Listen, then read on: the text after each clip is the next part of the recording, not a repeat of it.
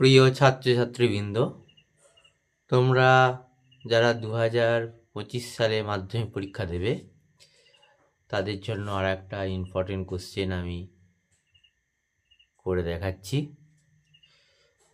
x সমান 5 plus 2√6 হলে √x plus 1/√x এর মান কত?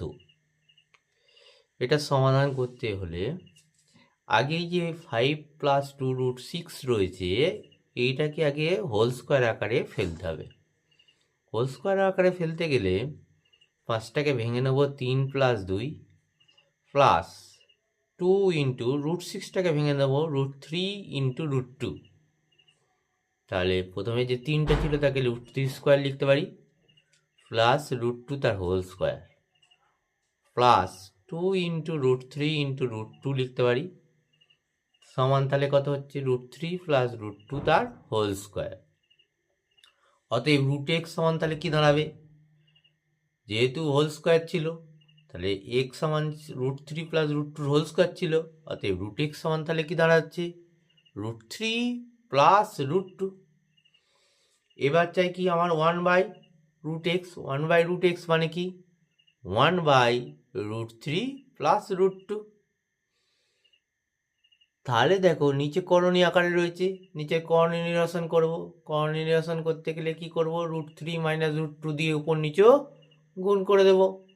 তাহলে উপরটা রয়ে গেল √3 মাইনাস √2, আর নিচটা হচ্ছে √3 তার হোল স্কোয়ার মাইনাস √2 তার হোল স্কোয়ার।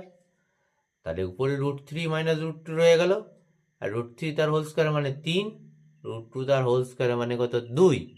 3 থেকে 2 বাদ দিলে 1 হয়, তাহলে 1 দিয়ে ভাগ করা মানে উপরটাই রয়ে যায় √3 মাইনাস √2। তাহলে দেখো আমরা প্রথমে √x এর মান পেয়েছিলাম √3 প্লাস √2, এখন 1/√x এর মান √3 মাইনাস √2। তাহলে দুটোকে যোগ করে দিয়েছি, √2 কেটে গেল, √2 যদি কেটে যায় √3 প্লাস √3 থাকছে, √3 যদি যোগ করা হয় তাহলে কত পাচ্ছি 2√3। তাহলে √x প্লাস 1/√x এর মান কত দাঁড়ালো 2√3।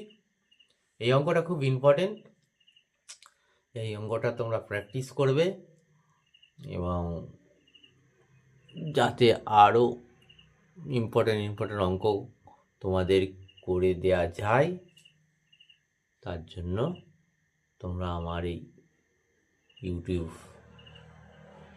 ফলো করবে। ঠিক আছে, শুভরাত্রি।